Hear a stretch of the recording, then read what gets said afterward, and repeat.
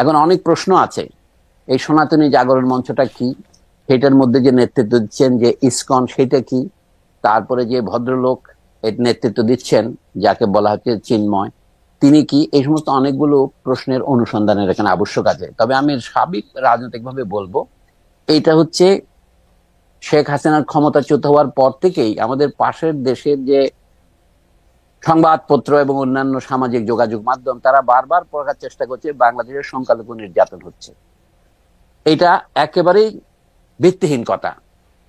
আওয়ামী লীগের সাথে যুক্ত আছে সংখ্যালঘু বা সংখ্যাগুরু এমন বহু লোকের উপর হামলা হয়েছে, এটা বাস্তব সত্য। কিন্তু এটাকে হিন্দু নির্যাতন হিসেবে দেখানো হচ্ছে একটা যাকে বলা হয় প্রতারণা। দ্বিতীয় কথা বলি, এই ঢাকায় সম্প্রতি ঢাকা কলেজের ছাত্র এবং সিটি কলেজের ছাত্রদের মধ্যে মারামারি হয়েছে। তিতুমির কলেজ থেকে শুরু করে ঢাকা শহরের যে সমস্ত কলেজ ঢাকা বিশ্ববিদ্যালয়ের সাথে যুক্ত ছিল তারা পৃথক বিশ্ববিদ্যালয়ের মর্যাদা দাবি করছে। সেই যে হামলাগুলো হয়েছে যেগুলিকে দমনের জন্য এমনকি সেনাবাহিনী নামাতে হয়েছে, সেগুলো আমাদের পাশের দেশের সংবাদ মাধ্যমে কিভাবে রিপোর্ট করা হয়েছে, বলা হয়েছে এগুলো হিন্দু মুসলিম সংঘর্ষ। এই যে সাম্প্রদায়িক উস্কানির ইতিহাস, এটা পুরনো নয়।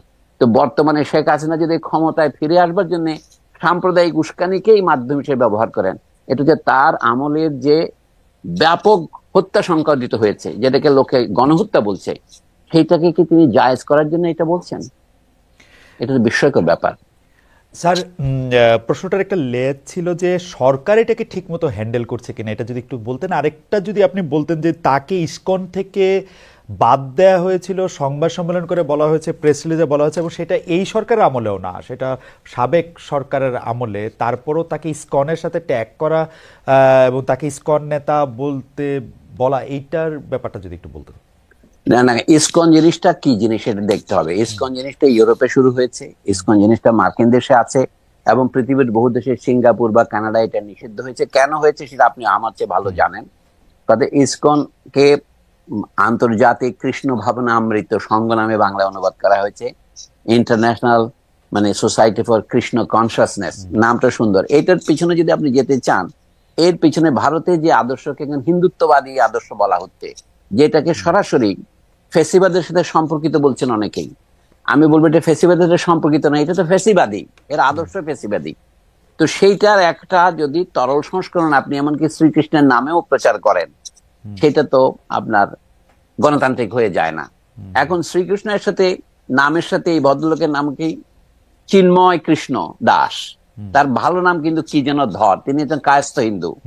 আমি বলছি যে একজন মানুষ কোন সংগঠন থেকে কোন সংগঠনে যাচ্ছে সেটা বড় ব্যাপার নয়, বড় ব্যাপার হচ্ছে তার ভাবনা এবং আদর্শটা কি। তার এই যে সনাতনী জাগরণ মঞ্চ, এইটাও আমি মনে করি একটা বাংলাদেশে আন্দোলনকে বিপদগামী করার জন্য একটা সাম্প্রদায়িক আদর্শকে ব্যবহার করা। বাংলাদেশে খ্রিস্টান, বৌদ্ধ, হিন্দু ঐক্য পরিষদ আছে, তারা দীর্ঘদিন যাবৎ এখানকার যারা ধর্মীয় সংখ্যালঘু তাদের দাবিতে তারা আন্দোলন করছেন।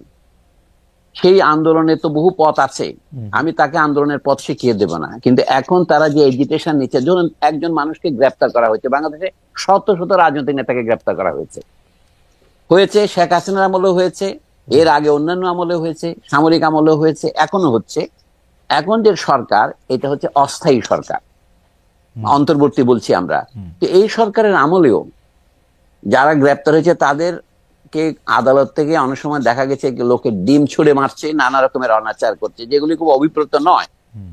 কিন্তু চট্টগ্রামে একজনকে যদি গ্রেপ্তার করা হয় অথবা তাকে যদি জামিন দেওয়া না হয়, তাহলে আদালতে হামলা করতে হবে, এটা সাধারণ ব্যাপার নয়। এই যে অসাধারণ দিক, আমি এটার কথাই বলছি। এখন সরকার যদি ঠিকভাবে নিয়ন্ত্রণ করতে না পারে, এটা দুঃখজনক। এই সরকারের যোগ্যতার প্রশ্ন আমি তুলছি না, তার বৈধতার প্রশ্ন তুলছি না। এই সরকার তো নানা দিক থেকে বাধার মুখোমুখি হচ্ছে, এমনকি তার খোদ আমলাতন্ত্র তার সাথে সহযোগিতা করছে না বলে সরকারের ভিতর থেকে আমরা নানা রকমের উষ্মা শুনতে পাচ্ছি। এখন তো অন্তর্বর্তীকালীন সরকারের এখনো 4 মাস পার হয়নি, তাদের নানা রকমের দুর্বলতা আছে বটে, কিন্তু সেইগুলি আমাদের জন্য বড় হয়ে উঠছে নাকি যে স্বৈরতন্ত্রকে অনেক রক্তের বিনিময়ে 15-17 বছরের তার যে অত্যাচার, তার থেকে মানুষ যে খানিকটা মুক্তি পেয়েছে, তখন যে শূন্যতা তৈরি হয়েছিল, একটা কথা আছে না, প্রকৃতি শূন্যতা সহ্য করে না, সেই শূন্যতা ঘূর্ণিবার্তার মতো এসে এই অস্থায়ী সরকারকে গঠন করেছে।